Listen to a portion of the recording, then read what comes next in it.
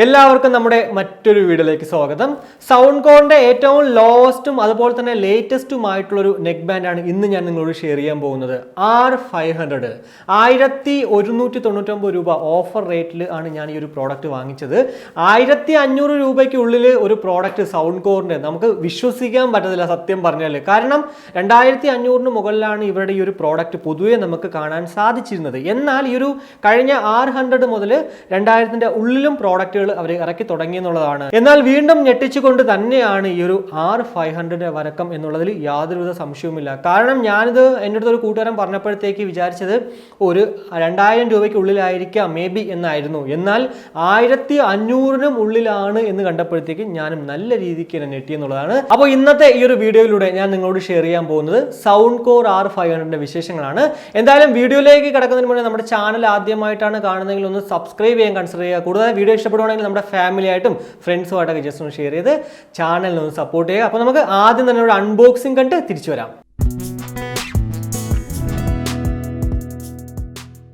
അപ്പോൾ ഇതാണ് നമ്മുടെ ബോക്സ് എന്ന് പറയുന്നത്. എന്തായാലും വളരെ കോമ്പാക്റ്റ് ആയിട്ടുള്ളൊരു സൈസാണ് കേട്ടോ. നെക്ക് ബാൻഡിൽ ഞാനിപ്പോൾ അൺബോക്സ് ചെയ്തതിൽ ഏറ്റവും ചെറിയൊരു പാക്കാണെന്ന് പറയാം. എന്നാൽ ഈ ഒരു പ്രോഡക്റ്റിന് ശേഷം വേറൊരു അൺബോക്സിങ് വരുന്നുണ്ട്. ബോൾട്ട് ഓഡിയോയുടെ എക്സോൺ എയർ ഇതിനേക്കാളും ചെറുതാണ്. നമ്മുടെ സൗണ്ട്കോറിനേക്കാളും ചെറിയൊരു പ്രോഡക്റ്റാണ് ആ ഒരു എക്സോൺ എയർ എന്നുള്ളതാണ്. എന്തായാലും ഏറ്റവും ഫ്രണ്ടിലായിട്ട് നോക്കുകയാണെങ്കിൽ സൗണ്ട്കോർ ബൈ ആങ്കർ എന്നും R500 നെക്ക് ബാൻഡ് പേര് ചെയ്തിട്ടുണ്ട്. കൂടാതെ നല്ല ഹൈലൈറ്റ് ആയിട്ട് ക്രിസ്റ്റൽ ക്ലിയർ കോൾസ് എന്നും അതുപോലെ തന്നെ ഈ ഒരു neck band photo 20 hours Playtime high quality sound എന്ന് എഴുതിയിട്ടുണ്ട്. വലതുവശത്ത് നോക്കുവാണെങ്കിൽ ഫോൾഡബിൾ ആൻഡ് ലൈറ്റ് വെയിറ്റ്. എനിക്ക് തോന്നുന്നു നല്ല രീതിക്ക് നമുക്കിത് ഫോൾഡ് ചെയ്യാൻ പറ്റും ഈ ഒരു നെക്ക് ബാൻഡ്. അതാണ് ഫോൾഡബിൾ എന്ന് എഴുതിയിരിക്കുന്നത്. കൂടാതെ ഇടതുവശത്ത് നോക്കുവാണെങ്കിൽ incredible sound loud by 20 million plus people എന്നൊക്കെ എഴുതിയിട്ടുണ്ട്. പുറകിൽ നോക്കുവാണെങ്കിൽ കുറച്ച് കാര്യങ്ങൾ ഒരു ഹൈലൈറ്റ് ആയിട്ട് എഴുതിയിട്ടുണ്ട്. അതിൽ ഒന്നെന്ന് പറഞ്ഞാൽ ഈ ഒരു ക്രിസ്റ്റൽ ക്ലിയർ കോൾസ് തന്നെയാണ്. 20 hours Playtime high quality sound via 10mm drivers foldable and light weight IPX5ന്റെ ഒരു വാട്ടർ ആൻഡ് സെറ്റ് പ്രൊട്ടക്ഷൻ എന്നൊക്കെ എഴുതിയിട്ടുണ്ട്.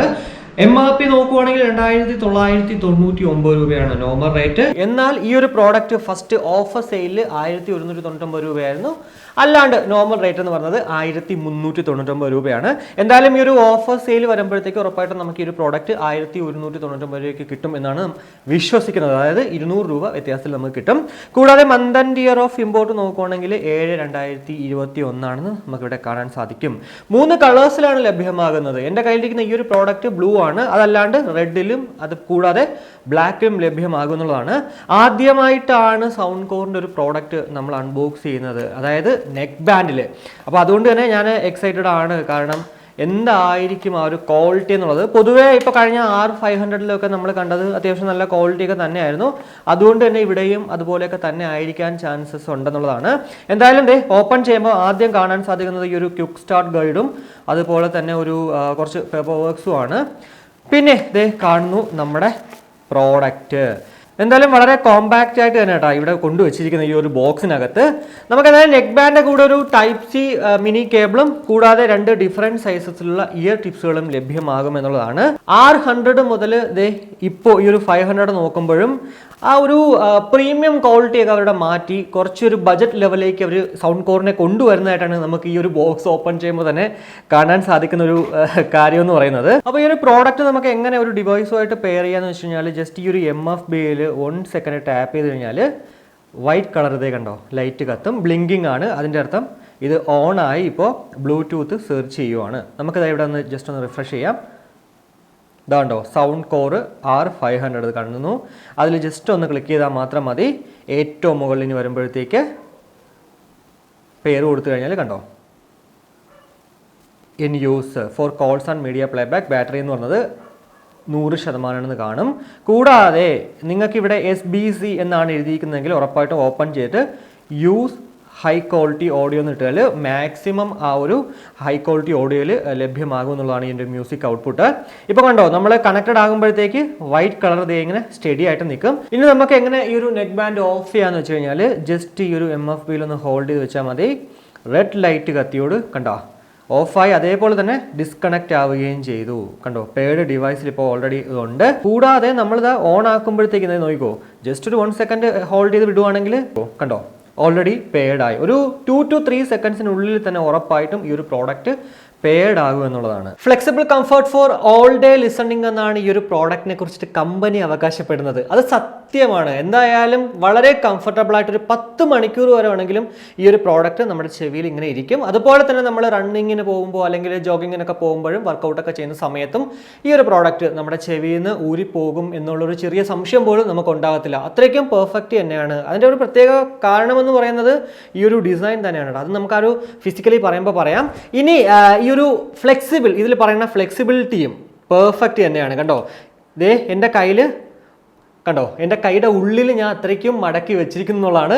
അതുകൊണ്ട് തന്നെ ഈ ഒരു പ്രോഡക്റ്റ് ഫ്ലെക്സിബിലിറ്റിയുടെ കാര്യത്തിലും പെർഫെക്റ്റ് തന്നെയാണ്. അപ്പോൾ ആ ഒരു കമ്പനി പറയുന്നത് ശരി തന്നെയാണ്. ഫ്ലെക്സിബിൾ കംഫർട്ട് തന്നെയാണ് നമുക്ക് ഓൾ ഡേക്ക് വേണ്ടിയുള്ളത്.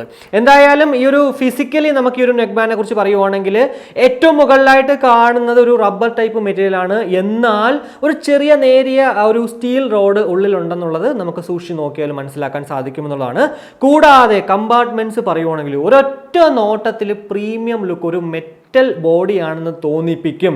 അവിടെ പക്ഷേ കമ്പനി നമ്മളെ പറ്റിച്ചു, പ്ലാസ്റ്റിക് ആണ്. കണ്ടാൽ നമുക്ക് ഒരു ഒറ്റ നോട്ടത്തിൽ അങ്ങനെ തോന്നിക്കുമെങ്കിലും നമ്മളിത് ഇങ്ങനെയൊക്കെ ഒന്ന് തട്ടിയൊക്കെ നോക്കിക്കഴിഞ്ഞാൽ അറിയാൻ പറ്റും ഇതൊരു പ്ലാസ്റ്റിക് കമ്പാർട്ട്മെൻ്റ് ആണ്. ടോട്ടലി ഒരു പ്ലാസ്റ്റിക് കൊണ്ടാണ് ഇത് നിർമ്മിച്ചിരിക്കുന്നത് എന്ന് നമുക്ക് ഇവിടെ തന്നെ മനസ്സിലാകും. എന്തായാലും ഇടതുവശത്തെ കമ്പാർട്ട്മെൻറ്റ്സിലാണ് കൺട്രോൾ പാനൽസ്. ഏറ്റവും മുകളിലായിട്ട് വോളിയം അപ്പും അതുപോലെ തന്നെ വോളിയം ഡൗൺ ബട്ടണും കാണാൻ സാധിക്കും. അത് ഒറ്റ ബട്ടണിൽ നിർത്തിയേക്കുവാണ്. അതിന് തൊട്ട് താഴെയായിട്ട് ഒരു LED ഇൻഡിക്കേറ്റർ കാണാൻ സാധിക്കും. അതിന് തൊട്ട് താഴെ MFB കാണാം. അതിൻ്റെ മുകളിലായിട്ട് എന്തായാലും ആ ഒരു സൗണ്ട്കോറിന്റെ ലോഗോ എടുത്തിട്ടുണ്ട്. തൊട്ട് താഴെയായിട്ട് ഒരു മൈക്ക് കാണാൻ സാധിക്കും. ഇനി സൈഡിൽ നോക്കുവാണെങ്കിൽ നമുക്കിവിടെ Type-C പോർട്ടും കാണാൻ സാധിക്കും എന്നുള്ളതാണ്. വലതുവശത്ത് നോക്കുവാണെങ്കിൽ ഇവിടെയാണ് നമ്മുടെ ബാറ്ററി കമ്പാർട്ട്മെന്റ് എന്ന് പറയുന്നത്.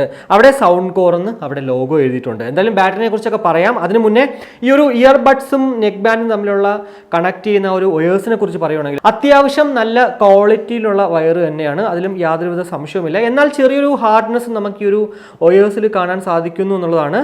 എൻ്റെ കയ്യിലിരിക്കുന്ന ഈ ഒരു ബ്ലൂ കളറാണ്. ബ്ലൂവും അല്ലെങ്കിൽ റെഡും തമ്മിലുള്ള വ്യത്യാസം എന്ന് പറയുന്നത് അത് ഇവിടെ മാത്രമാണ്. ഈ ഒരു വയേഴ്സിൽ മാത്രമാണ് ഈ ഒരു വ്യത്യാസം. ബാക്കി എല്ലാം തന്നെ ബ്ലാക്ക് കളറിൽ തന്നെ ആയിരിക്കും നമുക്ക് ഏത് പ്രോഡക്റ്റ് വാങ്ങിച്ചാലും കാണാൻ സാധിക്കുക.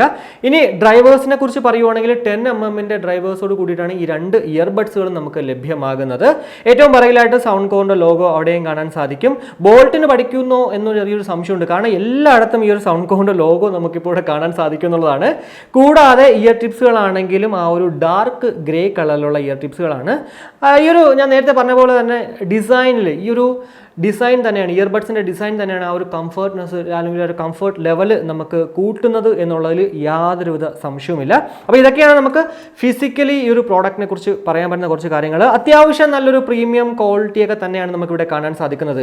1200 രൂപയ്ക്ക് നമുക്ക് ലഭ്യമാവുമെങ്കിൽ ഉറപ്പായിട്ടും ആ ഒരു പ്രീമിയം ക്വാളിറ്റി ഫീൽ ചെയ്യുന്ന ഒരു നെക്ക് ബാൻഡ് ലഭ്യമാകും എന്നുള്ളതാണ്. പിന്നെ എടുത്തു പറയേണ്ട മറ്റൊരു കാര്യം എന്ന് പറഞ്ഞാൽ ഈ ഒരു മാഗ്നറ്റ്, ഇവിടെ മാഗ്നറ്റ് കൺട്രോൾ ഇല്ല. എന്നാൽ ആ ഒരു മാഗ്നറ്റ് എന്ന് പറയുന്നത് നല്ല സ്ട്രോങ് ആയിട്ടുള്ള ഒരു മാഗ്നറ്റ് തന്നെയാണ്. അതുകൊണ്ട് തന്നെ നമ്മൾ ജോഗിങ്ങിനൊക്കെ പോകുന്ന സമയത്ത് ഇതുപോലെ വെറുതെ നമ്മുടെ കഴുത്തിൽ ഇട്ടുകൊണ്ട് പോയാലും ഇത് സെപ്പറേറ്റ് ആവത്തില്ല. പലതിലും നമ്മൾക്ക് കാണാൻ സാധിക്കുന്നത് നമ്മൾ ഓടുമ്പോഴൊക്കെ പെട്ടെന്ന് ഇത് സെപ്പറേറ്റ് ആയി പോകുന്നതാണ്. എന്നാൽ ഇവിടെ ആ ഒരു പ്രശ്നം ഉണ്ടാകത്തില്ല. അതുപോലെ തന്നെ നമ്മൾ ബൈക്കിലൊക്കെ പോകുമ്പോഴത്തേക്ക് നല്ല സ്പീഡിന് പോയാലും ഇതങ്ങോട്ട് സെപ്പറേറ്റ് ആയി മുകളിലോട്ടൊന്നും പോകില്ല. അതേപോലെ തന്നെ അത് കിടക്കും എന്നുള്ളതിൽ യാതൊരുവിധ സംശയവുമില്ല. അപ്പോൾ ഇതൊക്കെയാണ് നമുക്ക് ഫിസിക്കലി പറയാൻ പറ്റുന്ന കുറച്ച് കാര്യങ്ങൾ എന്ന് പറയുന്നത് ഈ ഒരു ഇയർബഡ്സിനെ കുറിച്ചിട്ട്. ബാറ്ററി കപ്പാസിറ്റി എന്ന് പറയുന്നത് 195 mAh ആണ്. കൂടാതെ ഈ ഒരു 195 mAh 100% എത്താനായിട്ട് 1.5 മണിക്കൂറാണ് കമ്പനി അവകാശപ്പെടുന്ന ആ ഒരു ചാർജിങ് ടൈം എന്ന് പറയുന്നത്. 20 മണിക്കൂറാണ് പ്ലേ ടൈം കമ്പനി പറയുന്നത്. എന്നാൽ നമുക്കൊരു 100% മാത്രമേ ഈ ഒരു പ്രോഡക്റ്റിൽ നിന്നും മ്യൂസിക് ഔട്ട്പുട്ട് നല്ല രീതിക്ക് കേൾക്കാൻ പറ്റത്തുള്ളൂ. അതായത് നമ്മൾ 100% ഇട്ടാലും നമുക്ക് ഭയങ്കര ഒരു ഫീൽ നമുക്ക് തോന്നില്ല. എന്ന് വെച്ചാൽ ഭയങ്കര ഒരു ഇറിറ്റേഷൻ ഫീൽ തോന്നാത്ത രീതിക്കുള്ള ഒരു ഔട്ട്പുട്ടാണ്. അതുകൊണ്ട് തന്നെ ഈ ഒരു 20 മണിക്കൂർ നമുക്ക് പ്ലേ ടൈം കിട്ടുമെന്ന് എനിക്ക് തോന്നുന്നില്ല. എന്നാൽ ഒരു 15 മണിക്കൂറൊക്കെ കിട്ടാൻ ചാൻസസ് ഉണ്ട് എന്നുള്ളതാണ്. 10 മിനിറ്റ് ചാർജ് ചെയ്ത് കഴിഞ്ഞാൽ 3 മണിക്കൂർ നമുക്ക് പ്ലേ ബാക്ക് ടൈം കിട്ടും. അത് തന്നെയാണ് ഇതിൻ്റെ ഒരു ഫാസ്റ്റ് ചാർജിങ് ടെക്നോളജിയിൽ നമുക്ക് എടുത്ത് പറയാൻ പറ്റുന്ന ഒരു കാര്യം എന്ന് പറയുന്നത്. 10 വാട്ടിൻ്റെ ആ ഒരു ഫാസ്റ്റ് ചാർജർ യൂസ് ചെയ്ത് മാത്രമാണ് നമുക്കിത് ചാർജ് ചെയ്യാൻ കമ്പനി റെക്കമെൻഡ് ചെയ്യുന്നത്. അതിൽ കൂടുതലൊക്കെ നമ്മൾ യൂസ് ചെയ്ത് കഴിഞ്ഞാൽ ചിലപ്പോൾ പെട്ടെന്ന് തന്നെ അടിച്ചു പോകാൻ ചാൻസസ് ഉണ്ട്. അതുകൊണ്ട് തന്നെ 10 വാട്ട് നോക്കിയിട്ട് അത് ചാർജ് ചെയ്യുക. അതല്ലാന്നുണ്ടെങ്കിൽ ലാപ്ടോപ്പിലോ പവർ ബാങ്കിലോ ഒക്കെ യൂസ് ചെയ്തിട്ട് ഈ ഒരു പ്രോഡക്റ്റ് ചാർജ് ചെയ്യാമെന്നുള്ളതാണ്. അപ്പോൾ ഇതാണ് നമുക്ക് ബാറ്ററി സൈഡിലൊക്കെ നോക്കുമ്പോൾ കാണാൻ സാധിക്കുന്ന കുറച്ച് കാര്യങ്ങൾ. ബ്ലൂടൂത്ത് വേർഷൻ എന്ന് പറയുന്നത് 5.0യും അതുപോലെ തന്നെ ബ്ലൂടൂത്ത് റേഞ്ച് എന്ന് പറയുന്നത് 10 മീറ്ററുമാണ്. കൂടാതെ IPX5ന്റെ ഒരു വാട്ടർ ആൻഡ് സെറ്റ് പ്രൊട്ടക്ഷൻ ഉള്ളതുകൊണ്ട് തന്നെ അത്യാവശ്യം ഡ്രസ്സിലിങ്ങിലും അല്ലെങ്കിൽ വർക്കൗട്ടൊക്കെ ചെയ്യുമ്പോഴത്തേക്ക് ഇത് യൂസ് ചെയ്താലും അങ്ങനെ അടിച്ചൊന്നും പോകത്തില്ല. ഇനി അങ്ങനെ പോയാൽ തന്നെ 18 മാസം നമുക്ക് വാറണ്ടി ഉണ്ട്, വാറണ്ടി ക്ലെയിം ചെയ്യാം. പിന്നെ സൗണ്ട് കോർ ആയതുകൊണ്ട് അവർ പിക്കപ്പ് ചെയ്യുമെന്ന് അറിയത്തില്ല, നമ്മൾ അയച്ചു കൊടുക്കേണ്ടി വരും. എന്നാൽ പോലും നമുക്ക് ഈ ഒരു പ്രോഡക്റ്റ് 18 മാസം ഉണ്ട് ആ ഒരു റീപ്ലേസ്മെന്റ് വാറണ്ടി തന്നെയാണ്.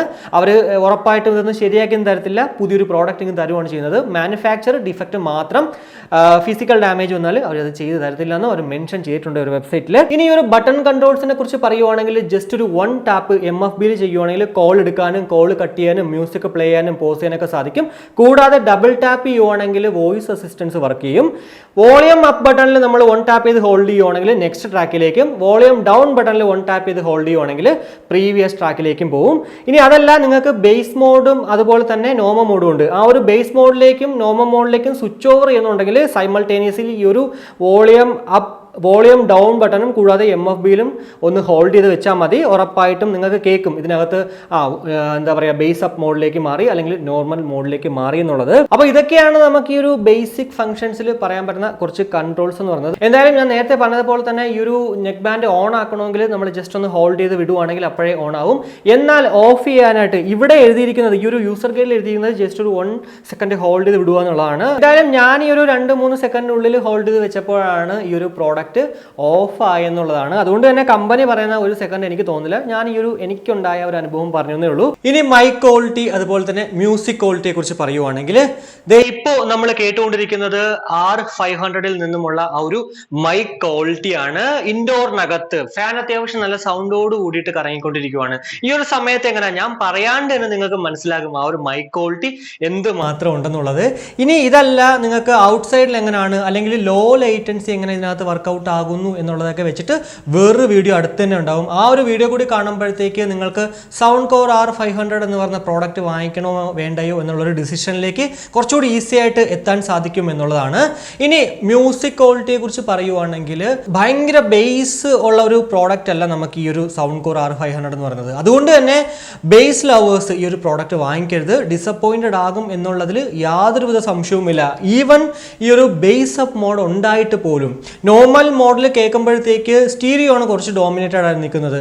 എന്നാൽ ഈ ഒരു ബേസ് അപ്പ് ചെയ്യുമ്പോൾ കുറച്ച് ഒരു ലിറ്റിൽ ബിറ്റ് നമുക്കൊന്ന് ഡോമിനേറ്റഡ് ആകുന്നു എന്നല്ലാണ്ട് മറ്റുള്ള പ്രോഡക്റ്റുകളിലൊക്കെ കാണുന്ന പോലെ ഈ ഒരു ബേസ് അപ്പ് ചെയ്യുമ്പോഴത്തേക്ക് ഒരു ബേസ് മോഡ് ഇതിനകത്ത് കിട്ടുന്നില്ല എന്നുള്ളതാണ്. ഈവൻ ആ ഒരു R100ലുള്ള ബേസ് മോഡ് പോലും ഇതിനകത്ത് എനിക്ക് ആ ഒരു ഔട്ട്പുട്ട് കിട്ടിയില്ല എന്നുള്ളതാണ്. അതുകൊണ്ട് തന്നെ ഈ ഒരു പ്രോഡക്റ്റ് മ്യൂസിക് കേൾക്കാൻ അല്ലെങ്കിൽ ആ ഒരു ബേസ് ലവേഴ്സ് വാങ്ങിച്ചാൽ നിങ്ങൾ ഡിസപ്പോയിൻറ്റഡ് ആകും.